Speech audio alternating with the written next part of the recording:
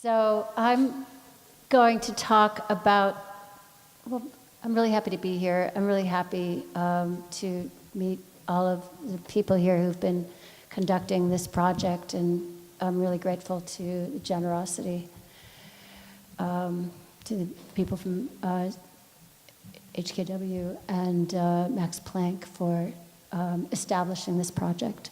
And I'm also kind of new to it, but I've been living in that place that Andy Yang described as that confluence inside that triangle. I've been living there for 10 years, and kind of as an amateur sociologist, I guess, studying it and also participating in the kind of work that people are doing there. And I have a body of work that's actually making things, but some of the things I do are really kind of more event-like or durational performances that involve just sitting and being in the same place and with people and just observing. And so this is from a project from some years ago, sitting by the Menominee River. It was called Water School, and there was a curricula, and it was just 2 days, but it was a place where people could really think about the river and not just know things and not just be learning by being directed as to what to look at, but also really being able to observe and to relax and to, I guess, play with uncertainty. And that leads to how I wanted to grapple with the question, how can local narratives of the Anthropocene become graspable along the Mississippi River? I guess I wanted to, I'm rephrasing it, is how do narratives connect across the length of the river, and how might they be reshaped to include uncertainty and to become more confluential? Yeah, I was the one who came up with that. So, okay, so, oh yeah, wrong computer, here we go. Okay, so one of the things I do is I hang out with people and we look at things. This is a project I'm midway with in my own town. There was a creosote wood treatment factory just outside the outskirts of the city, and the contamination of that factory only really affected one portion of the population, which were the people of color in that town. And so the ongoing project is really an investigation of the brownfield to the extent that is possible, but also the economic socio-dynamics around how this site was chosen, who lived next to it, who worked there, who got sick and died before we got to talk to them after working there for 20 or 30 or 40 years. And so this is some of the field work, which has always been conducted very casually. Which way does the stream flow from here? Is the water contaminated? What happens to the water table? So, and then this is also part of my work and part of my teaching. And it's the same kind of practice, and it's also very deeply associated with and affiliated with many people in deep time, and also a previous constellation of people called Compass, where we travel together, we visit sites, and we learn about them together. So on the left is my class, which was called Storytelling in the Anthropocene, from a couple of years ago. We're visiting pallid sturgeon that are being bred at my institution where I teach, and their genetics are being studied in order to try to learn more about their future, the potential that they might exist in the future as a species, because they're currently endangered. And then below is part of an exploration of the kinds of industries that were in this region in the past. So this is a region that's, there's many narratives, and this is also a project from Compass that was a group mapping project where we brought people together to think about what are the different kinds of narratives that we encounter in a place. And so it's all color-coded. A lot of the stories on this one have to do with encounters with police or the law, or different kinds of trouble, or maybe depending on how you look, you're more comfortable going one place and less comfortable going in another place. And this area has There's a really high poverty rate. In fact, the 3 of the 10 counties in the area have what's called in the United States a persistent poverty index, which means that they have been on the average, the population has been on the average below the, the poverty level for over 30 years. And that includes the, can I do this? That includes the county down here by Cairo, the next county to it, and then the county where the university is, which is called Jackson County. And so I'm really interested in, I think a lot of people are interested in how stories are told through maps. How did I get back there? I want to get to this map. So, and this map tells part of the story about this place historically. Here.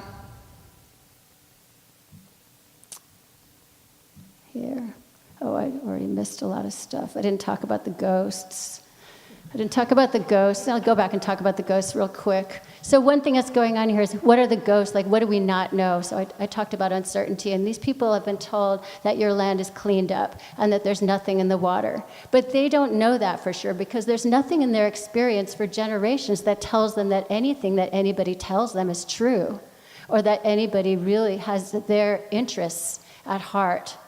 And so this is why I bring up this idea about uncertainty and the need to continually be asking questions and imagining that there must be something more here than we thought we knew about this place. And now I'm going to return to my script. So the point is that the stories are braided. They're braided together. They're like Venn diagrams. Sometimes people's narratives seem extremely different, and at other times they might be complementary, just in sections. And that's the thing I'm interested in thinking about these narratives. And I'm interested in the question of how can we take the narratives that people hold in a region like this that are very, very different, the stories that they tell about themselves and about who they are that are really highly at contrast. And specifically, we could just talk about just normative political differences in the United States. So this is an area where people really vote heavily Republican, because these are part of the stories of who they imagine themselves as. And so I had brought together these different kind of braided stories under 3 themes. One as stories of resentment, or narratives of resentment. Another one of narratives of the idea of restoration, like kind of restoring to a previous glorious past, usually a natural past, and then resilience. So this is a beautiful object. It's from a pottery. The town where the pottery was called Anna, and Anna was an all-white sundown town. For people who don't know what that means that African American people were not supposed to be in that town after dark. But they did make these beautiful pots. And what this is a flask, and it has a map of Illinois on it. And what that map represents is the coming of the railroad. So it's made in the late 1800s. I think this is from 1888. And before this time, people really used the rivers more. And so one thing that's interesting about the relationship of people to the river here is that the river becomes, the river withdraws from their lives as the railroad comes in.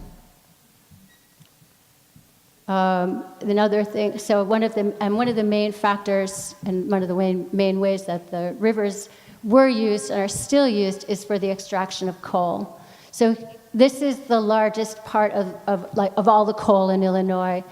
Most of the coal is down here in this region. And here are the counties I mentioned. This county is the one by the confluence. This county, Jackson County, is where the university is. And here's the major coal seam. It's from the Pennsylvanian era, so it's about 300 million years old. And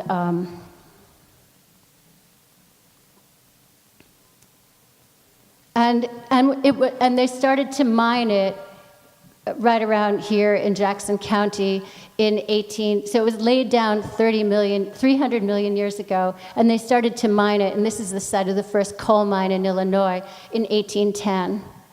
And when that coal was mined, it was taken to the Big Muddy River, which is a very, very windy, slow river, where it went down to the Mississippi, and then it was taken down to New Orleans, and it was used to forge iron to make the look of New Orleans. And, which is really fascinating, and it made me think about how seductive the Anthropocene is. Like, wow, this is one story about how these places are connected. Here's another, and so here's what coal mining looks today. So they continue to mine coal, and there's a lot of traffic on certain roads where they're taking the coal to the rivers and to the barges down the rivers. Also, you can see all the coal dust in the air that's contaminating the air. Here's another kind of industry that's really part of the story of what this place is and how people identify themselves, which is the Honeywell uranium hexafluoride manufacturing facility. It just closed, but it's just closed temporarily. Here they manufacture uranium hexafluoride. It's also called hex. It's the chemical form of uranium that's used in the isotope enrichment process. And some of the other people from Deep Time will be talking about that more. The reason why I'm talking about it is because I'm talking about ghosts. So this is what happened on October 24th, 2014. There was a leak, and people never really find out what happened with that or what was in that. And so this is the other kind of interesting and gothic place about this is that, like, secrets are well kept. You really don't know because the population is really dispersed, and it takes a long time to get around. And there's also not very much political power, so you can't really. We can't get investigations done so easily. We can't get people to come and find out what's going on. So here's some more. This is kind of wreckage. This is mine tailings from a coal mine settling pond, and that's a weak sulfur. What's it called? Sulfuric acid mixed with lead, cadmium, and other heavy metals, and it's adjacent to farmland and a community college. So this is the kind of the part of the story of the people who I call resentful. They're employed by these industries, and so it's very, very hard to see this kind of damage, and in a way they're the most recalcitrant force to work with in this area. The other kind of narrative I was talking about is the people who are really interested in restoration, and it's kind of limited because it's local, but it's also really magnificent. So this is the farthest north cypress forest in the domestic United States and the landmass, and this was saved. This is part of a 92-mile wetland river that would have been cut down and turned into farmland. And it currently represents 91% of the contiguous wetland in the state of Illinois in terms of land mass. Wait, do I have that? Yeah, I think I have that right. So why do I bring it up? I wanted to talk about how there's a little bit of an overlap that's really interesting between the people who are aligned with these classical fossil fuel industries, is that they also hunt and fish. And they're really aligned with this. They also, even though the things that they're doing are ostensibly destroying the environment, they're also really aligned with some kind of an idea of an environmental purity. And then the emergent third path that I wanted to talk about this represents a bunch of people who are really looking for other kinds of answers, and they're working on a local scale. And for me, part of this project is to try to figure out ways of both supporting these people and then also being able to have dialogues with them about how to magnify the kind of work that they're doing, and then also what they can learn from other places and other people up and down the river. So I've just got a bunch of examples. This is an attempt to make a community bill of rights. Maybe some of you have heard that. This is where the local community says, we don't want to have certain kinds of industrial practices here, and we're going to outlaw them on the local level, despite the fact that on the state level it's legal. So it's a kind of pugnacious experimental law. And we didn't succeed in this case. But it's also known throughout the United States as a kind of rights of nature legal claim. So sometimes people, if they fail to establish basic community rights where they can override whatever the state says, if they fail with that, if there's enough communities contiguous to each other, they might join, who have failed that, they might join together and try to make an even larger legal claim by saying that the river itself has rights. And so we're going to take this to a higher court by having more jurisdictions that are acting as claimants. So it's really interesting because it brings together different kinds of claimants that go beyond just the human claimant, and in this case, the human is representing for non-human agencies. There's a little bit more about what the rights of nature was specifically trying to restrict fracking. We failed so far, but on the other hand, there are enough regulatory thresholds in that the fracking companies have to meet right now that they've all been daunted enough that they've been turned away. But there's a really active earthquake zone that maybe people have or have not heard about yet, the New Madrid seismic zone. In 1812, there was an earthquake that was so fierce that the Mississippi River rose up and went backwards.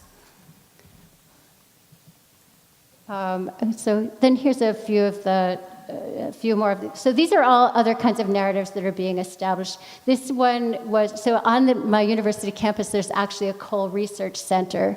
So people had this idea of actually taking over the coal research center and turning it to a subsistence research center. And so this is a kind of theoretical thread that we've carried forward by actually really reshaping what the downtown of the city is looking. Right now there's a farm, like about a half-acre farm in the middle of the city. This is the beginning of it. We're building a community kitchen where it's not just a place to cook the food from the farm, but also a place to reestablish people's connection with food and also a gathering place for people to meet together and to have to be able to have conversations about what constitutes health and how that's achieved and how it can be achieved through mutualism. Then there's a tool library on the right and a seed library. So the tool library is a place where people can check out tools for free for anything they need to do. That means they don't need to buy them. And then the seed library is kind of self-explanatory. And then there's crazier projects. So this is an ongoing one. The Carbondale Disaster Games is a conceptual project intended to de-individualize prepping. So the idea of getting ready for a disaster and imagining a disaster in the United States is always seen as this individual task, and where you need to buy a bunch of stuff and get there's like websites like crazy and books about this. So this idea was to actually use the imaginary of disaster as a way to bring people together, first of all, to talk about what that would be, and what do they fear, and then use each other to start to build structures, at first just imaginary, like storytelling structures of interdependency, and then with the idea of actually using it as a format for a game, where you would actually have on one day, everybody practices as if they had the disaster. And this is the kind of thing that municipalities do. But our idea was to actually have it be something from below as a way of starting to stretch out people's capacity to share resources with each other. Am I over? I'm sorry, I'm really nervous today. And then there's a couple more projects. These freestanding solar trees are being built. They're being built all over the city now. Rebar is being bent into these kind of open out flowers. And so you don't need to have a building, you just need to have permission to place it somewhere. And then they're putting solar panels all around them, and then they can feed electricity into whatever building is nearby. And then I think this is the last project besides our own creative projects that we're working on for this. This is the Solidarity Economy Working Group. So we're thinking about how do we turn away, like we can't just say stop doing coal. Like the real issue is that people are really fearful about not having ways to have work, and they really they can't, we can talk and preach about the idea of subsistence as a way to decrease the amount of money you need, but there still needs to be some kind of a cash economy. So we've been looking at hemp as a hemp economy, which is really common in Europe, as a way to produce a new kind of manufacturing, a new product to be manufacturing as a commodity in the region that would start to turn the farmers away from corn and soy, which are really extractive. Anyway, so the project that you've seen this slide already, so I'll go to a new one. The project that I'm working on, or the conceit, is to working with Andy Young, is to create this very, very spread out study project about these two fish. There's many points of this. One of it is just to turn people away from being so over-concerned with being human, as a way of introducing the idea of Anthropocene, or even as a way of like critiquing what humans are doing. And by turning away from the human and looking at these fish and looking at the fates of these fish, which are very different. One fish which has been around for thousands of years in this region, which is dying, and another fish which just came into the region, which is eating everything up, and people don't know what to do with. There's a kind of juxtaposition which is really productive, and it's comical, and it's really convivial, and so it's this kind of lubricated way to enter into a conversation that will bring many different kinds of people together and start to and allow for some, like by having this slippage of fried fish, allow for some other kind of conversations to enter about what could be the future of a place like this, and also how do we connect to other places, which is where I started. And that's it. This was we were not. Thank you.